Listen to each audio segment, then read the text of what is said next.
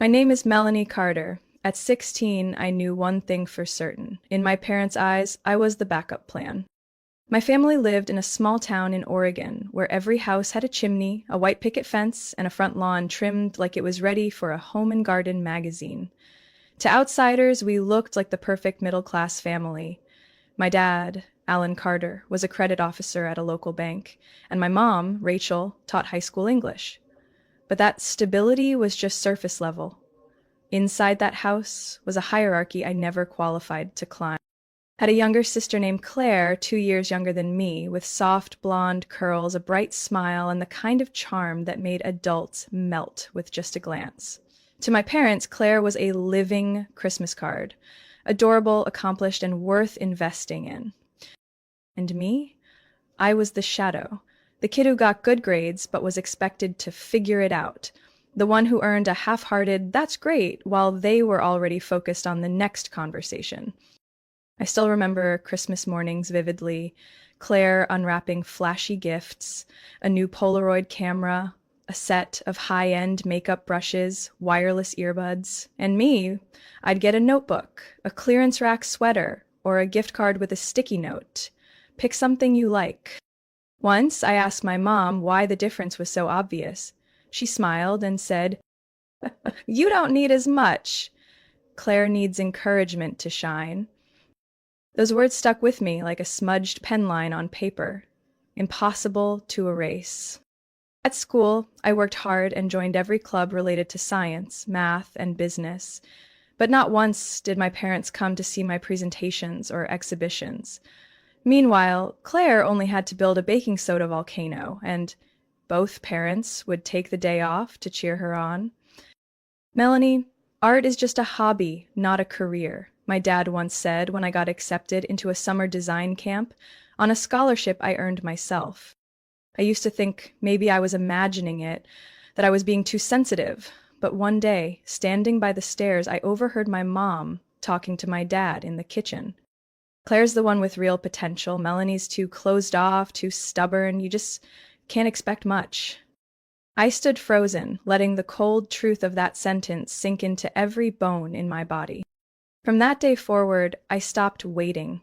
I didn't wait to be picked up, didn't wait for anyone to ask how my day was. I learned to walk to the library alone, cook my own dinners, and remind myself through scribbled notes in my journal, "Don't wait for validation, prove it to yourself." The only people who truly saw me were my grandmother Margaret and my economics teacher, Miss Turner, but they lived on the edges of my world. Grandma was too frail, and Miss Turner's support ended with the school bell. In my house, the unspoken law had long been established. Claire was the future. I was the one who figured things out alone. But from that quiet injustice, something unshakable began to grow. If no one believed I was worth investing in, I'd make them see it, not by shouting, but by achieving something they couldn't ignore. I got into Columbia University when I was 17. So did Claire. I remember clearly the day the acceptance letters arrived. 2 thick envelopes, identical on the outside, but the way they were received couldn't have been more different. I opened mine with shaking hands, reading and rereading the first few lines until the words blurred. "Congratulations, Melanie Carter." I screamed in the kitchen, unable to hide my excitement. "I got in!" I announced, hoping for even a flicker of pride. Dad looked up from his phone. "Really? Claire applied there too." Right then, Claire walked in holding her envelope, and before she could even open it, Mom pulled her into a tight hug. "I knew it! You're the family's brightest hope!" she beamed, eyes glistening. I stood beside them, still holding my acceptance letter, as if it were just a side note. When I said, "I got into Columbia too, business management program," Mom replied flatly, "Good to know." No hug, no celebratory lemonade, not even a nod of approval. The moment Claire read the word scholarship in her letter, Dad pulled her to the table. "We need to plan. Columbia isn't cheap."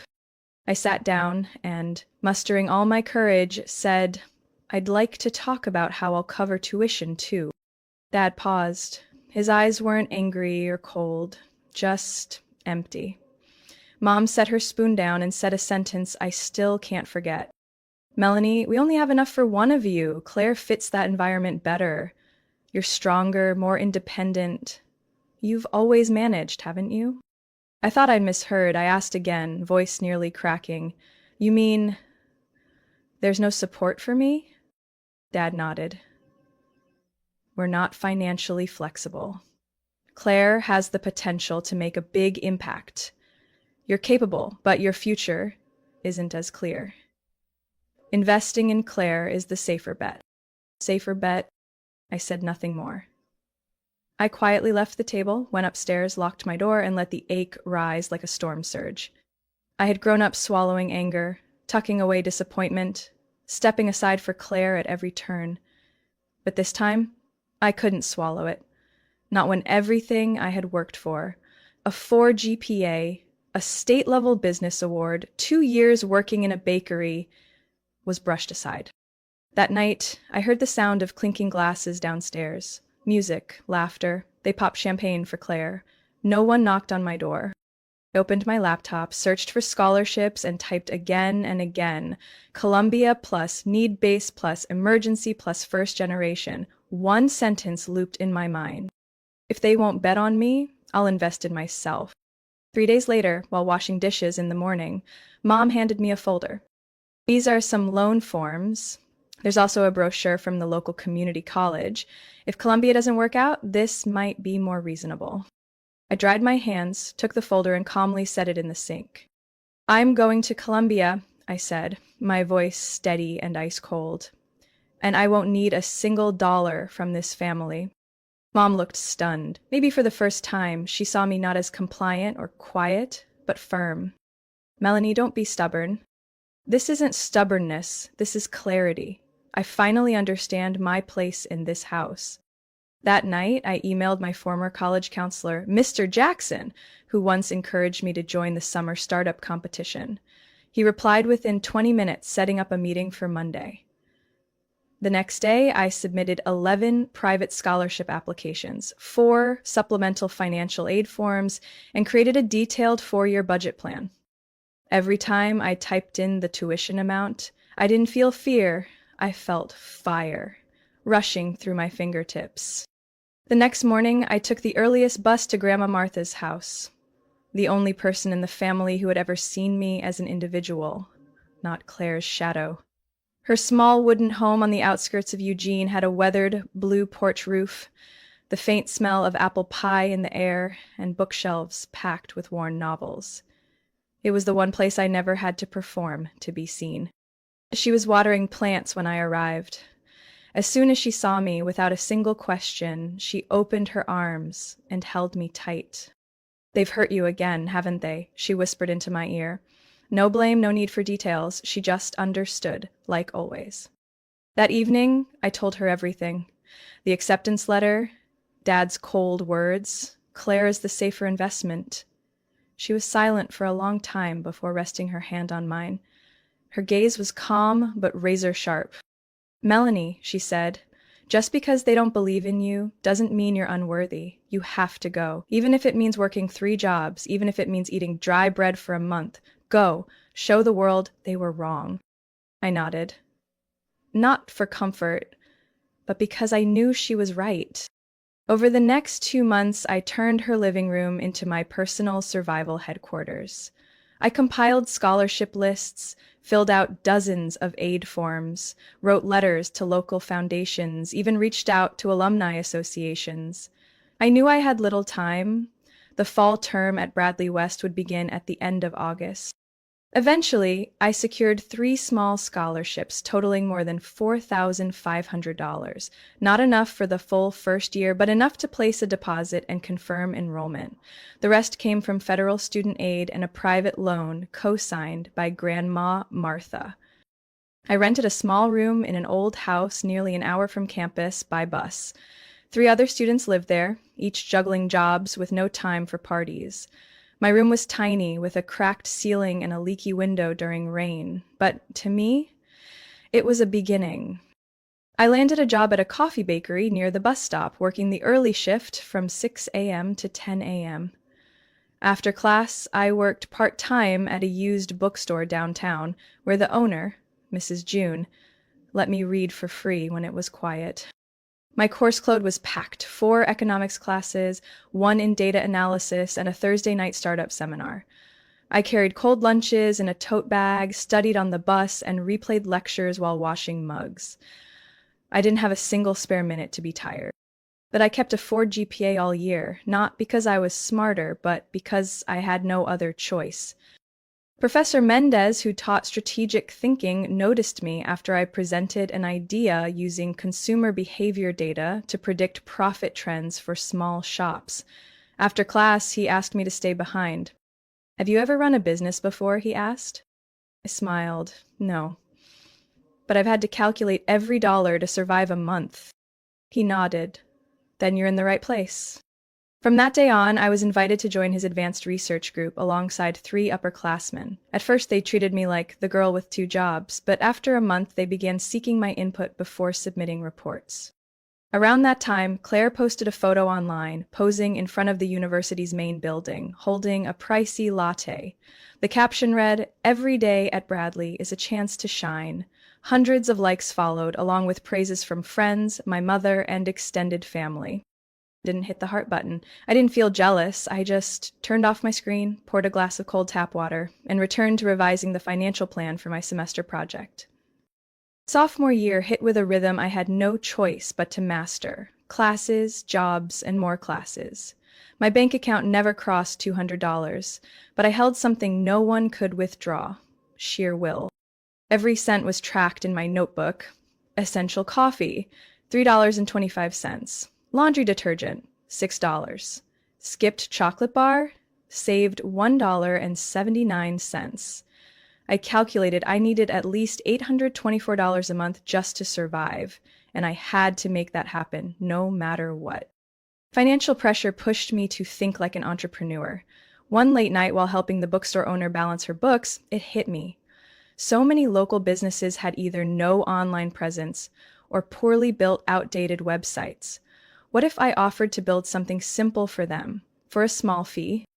I created my first site using a free template, then walked to every nearby bakery, salon, and yoga studio, knocking on doors and leaving business cards I'd printed at the library. Within 3 weeks, I had my first 3 clients: a French bakery, a car repair shop, and a second-hand bookstore. I called my service Northlight Studio. A modest name, but professional enough. I redesigned logos, built Facebook pages, and taught owners how to post updates. Some paid in cash, others in trade, pastries, oil changes, or rare books. I accepted all forms of payment. Professor Mendez, the same one who once asked about my business experience, began to notice the change. After class one day, he approached me. "Melanie, you should consider scaling this. There's an annual competition, Western Collegiate Business Innovation Challenge. I want you to represent the department." I froze. It was a regional contest with a $50,000 startup grant. Nominees were usually honors students with glowing recommendations and polished pitches for real investors. "I've never pitched to anyone beyond my study group," I admitted. "Then it's time you start." For the next 3 months, I juggled jobs, school, and competition prep. I reworked financial models, sketched out marketing strategies, and built an expansion plan targeting smaller towns that couldn't afford big agencies. On pitch day, I wore a borrowed white blouse from the bookstore owner, old slacks from Goodwill, and a dab of Claire's perfume she had left behind during her visit. I stood in front of 5 judges, all seasoned investors, clicker trembling in my hand, but eyes locked on the screen. I spoke about the French bakery, how I helped them increase foot traffic through $15 a week Facebook ads. I described my 3rd client, who had never used email before but now processed online orders thanks to a simple system I set up. When I finished, the room went quiet for 2 seconds. Then one judge, Angela Leng, the CEO of a media firm, nodded. "You have a grounded model, clear profit trajectory, and most importantly, drive rooted in lived experience. I respect that." 3 weeks later, an email arrived. Northlight Studio had won first place. I was awarded a symbolic check for $50,000 and a 1-year mentorship from top experts in digital marketing. From that moment, everything accelerated. The school newsletter ran a feature on me. Northlight's studio got a shout out in the local paper. I received an email from a prominent San Francisco consulting firm, Brenner & Co., inviting me to interview. They said they heard about my story during an industry panel shared by one of the competition judges. 3 weeks after the interview, I got the offer. Market strategy analyst, starting salary $90,000 a year, plus bonuses and equity based on performance. I didn't tell my parents. I didn't tell Claire.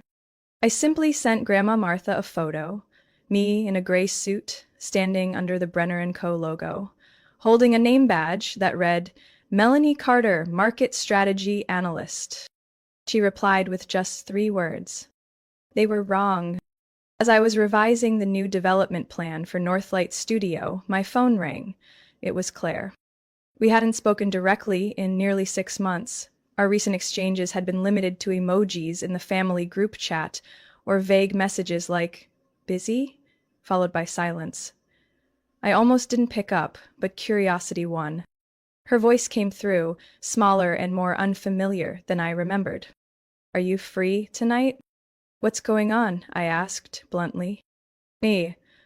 I need help. I'm in trouble with my thesis. Claire was majoring in international relations, the same field our parents once hailed as worth investing our entire future in, and now she was coming to me, the one once deemed directionless and unstable. That evening, Claire showed up at my apartment for the first time in nearly 2 years. She wore an old hoodie, carrying her laptop and a messy pile of handwritten notes.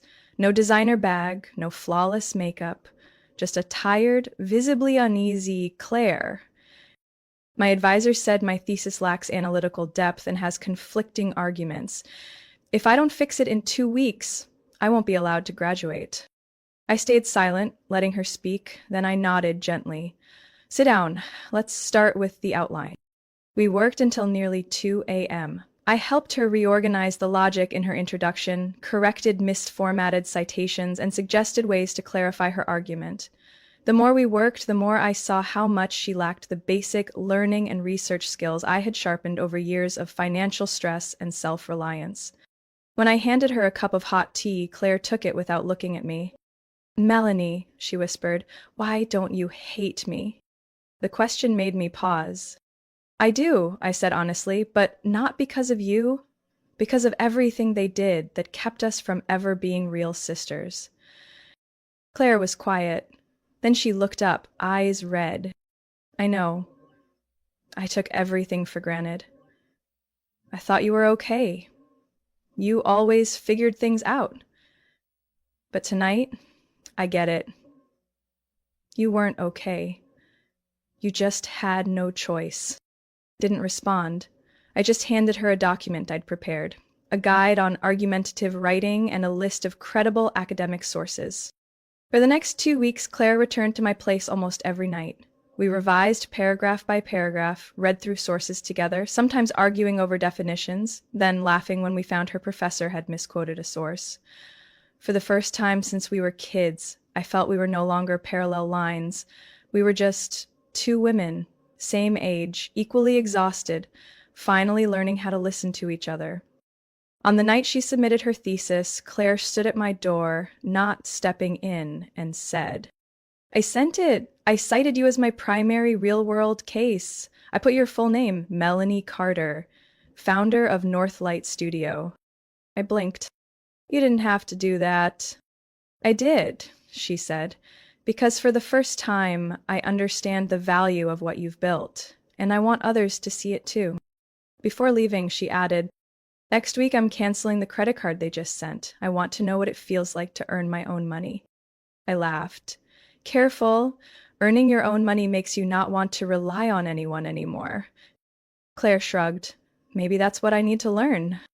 That night, I lay in the dark, staring at the ceiling, thinking. Not everyone born into the role of the chosen one realizes they've been standing on someone else's shoulders. But if they wake up in time, they can still make things right. And Claire, late as she was, chose to wake up, not out of guilt, but because she truly wanted to understand who I am. It wasn't redemption. It was a beginning. On the morning of graduation day, I woke up at 5 a.m., not out of anxiety, but because of a strange feeling. Peace. After 4 relentless years battling finances, dismissal, and loneliness, I had finally reached the finish line. And I wasn't arriving alone. Martha was waiting for me in the kitchen, holding a mug of hot coffee and the embroidered handkerchief she had kept for 30 years. "Don't carry anything heavy with you today," she said, "except your chin held high." I nodded, then hugged her tightly, pouring all my emotions into one silent gesture. Claire picked me up in her car. She wore a navy dress, her hair tied up high, her eyes sparkling with both nerves and pride. In her hands were 2 bouquets, one for me, one for Martha. "I reserved seats for Mom and Dad," Claire said as we got in. I stayed quiet. I hadn't forbidden it, but I hadn't invited them either. The main hall of Bradley West University was elegantly decorated, the school flag waved gently in the breeze, and rows of white chairs stretched out like the finish line of a marathon 10 years long. Graduates crowded the check-in area. I wore a black gown and cap draped with the silk stole Martha had sewn with silver thread. Survivor, strategist, self-made. Claire walked toward the guest section. I saw my parents sitting in the second row, next to aunts, uncles, and cousins.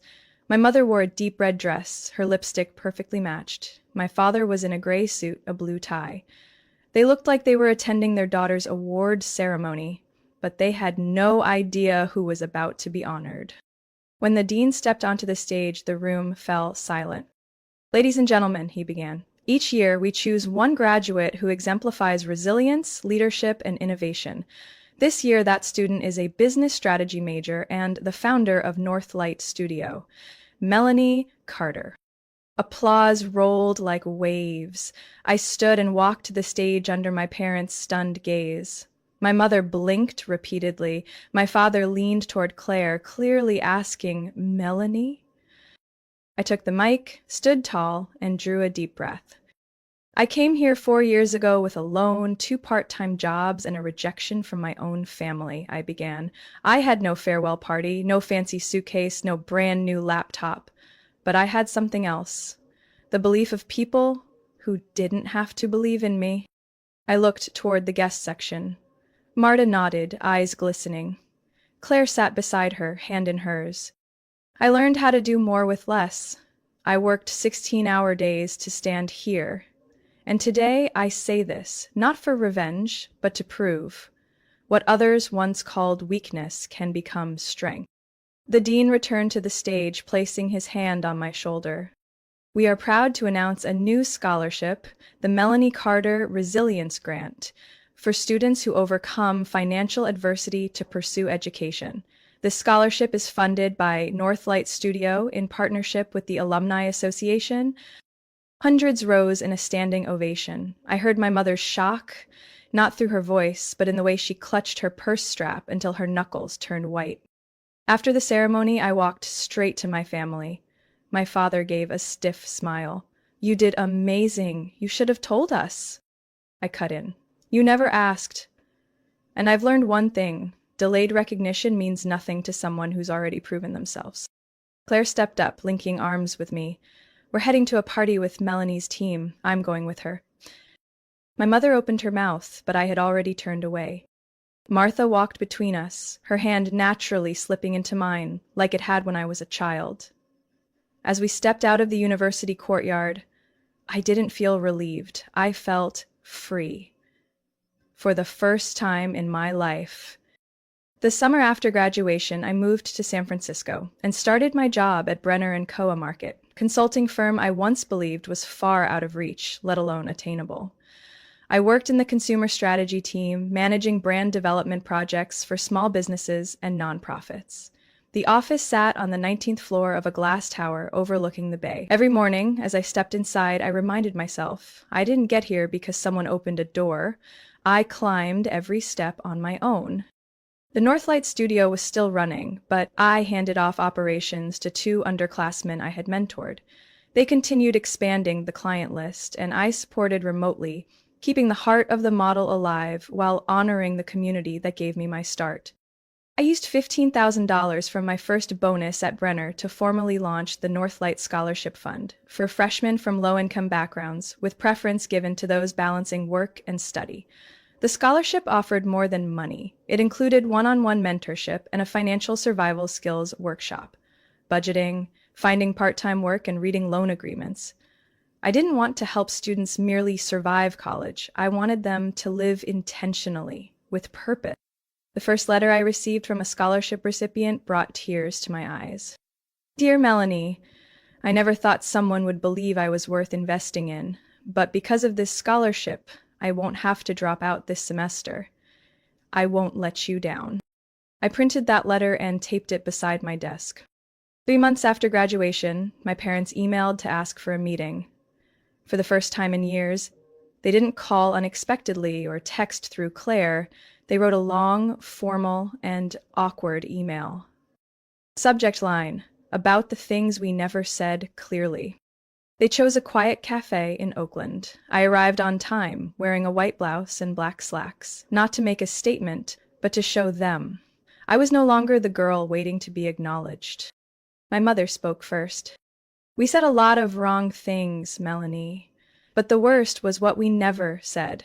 None of us ever said, I'm sorry, and you never heard us say, we were wrong. My father looked older. He spoke slowly, each word sliding past his pride. I failed, not because I didn't help you, but because I didn't believe in you, and when you proved me wrong, I was too proud to admit it. I sat in silence. I wasn't there to watch them self-flagellate with guilt. I was there to set boundaries. I don't need your forgiveness, I said calmly. I need your respect, from now on, and for all time. My mother nodded. We're ready to rebuild, from whatever foundation you choose. We started over like polite strangers, learning to speak kindly. No weekly calls, no emotional heart-to-hearts. But there was a seat reserved at the scholarship ceremony, flowers delivered to the office, a message from Claire. Mom just asked how to use LinkedIn to follow your work. That was enough. I didn't ask for more. Every weekend, I still called Martha. Sometimes just to tell her I made lunch instead of ordering out. Sometimes to read her the latest email from a scholarship student. She always replied with the same words. You've gone farther than anyone ever expected, even yourself. I was no longer the girl driven by a need to prove something to the world. I no longer had to strain to be seen. One October morning, I was invited back to Bradley West University to speak at the orientation for incoming freshmen. I stood before an auditorium of nearly 400 people, faces still wide-eyed in their new environment, eyes silently asking, am I good enough? Do I belong here? I began with a story. Not about awards, not about a 6-figure salary, but about the night my father interrupted dinner to say I was a bad investment. The room went quiet. Some faces showed a flicker of recognition. I knew that feeling.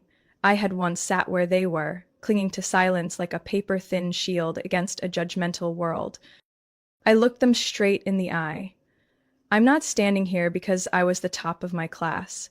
I'm here because I was once seen as the bottom, and I chose not to believe it. I told them about the 4:30 a.m. shifts, about nights sleeping beside a rumbling mini-fridge in a shared room, about crying not from sadness but from exhaustion so deep it blurred the line between pain and weariness. Then I paused, took a deep breath, and said the most important thing. If anyone ever made you believe you don't belong, remember, that's their limit, not yours. As I left the auditorium, a student ran up to me. He didn't say much, just one sentence. You don't know it, but today you stopped me from giving up. I turned to him, gently placed a hand on his shoulder. No one can take your worth from you, unless you hand it over. I used to think success meant finally being acknowledged, that someday my parents would post a picture of me with a caption like, "So proud of our amazing daughter." But I was wrong.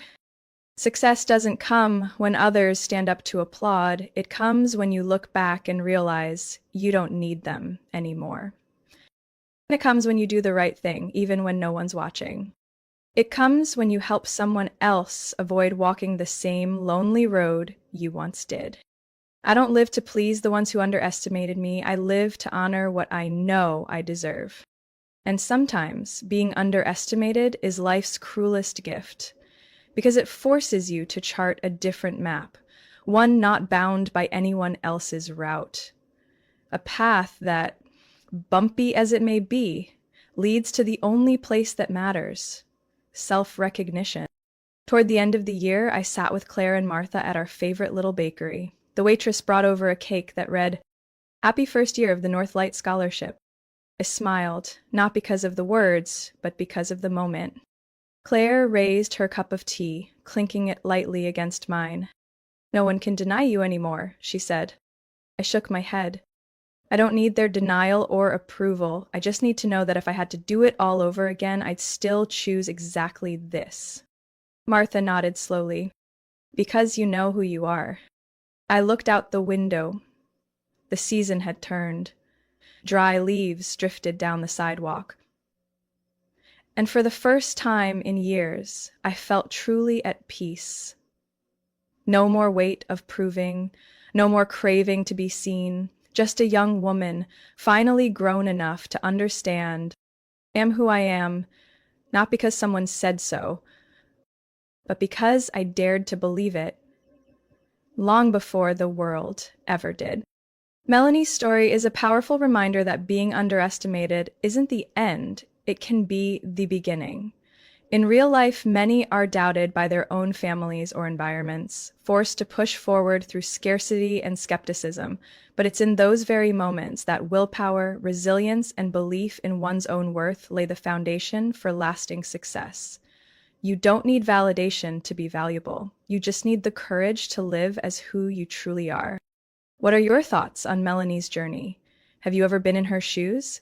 Share your perspective in the comments, and don't forget to follow the channel for more heartfelt stories about family and life.